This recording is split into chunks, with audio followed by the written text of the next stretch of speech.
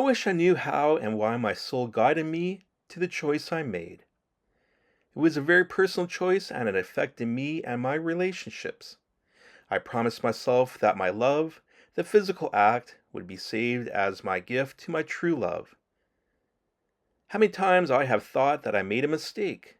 Girls from high school, dating as a young adult. How do you approach the subject? Many girls may have wondered why moments would not get steamy. Looking back, I thought I would have found my true love sooner. And in some ways I did. I personally snuffed out the natural flow of love, then second guessing myself. Some of those girls probably thought, what's wrong with me? It wasn't them, it was me.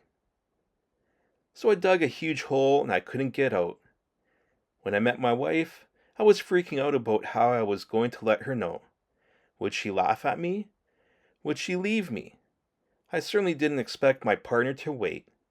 Telling her my secret, she was very understanding. I absolutely hate to compare. Just like working at a car dealership, I was able to try different cars. I can't compare my spouse with others, and I'm glad I made that choice for that reason. On the other side, I questioned myself if I made my partner happy. Am I happy how the relationship has progressed?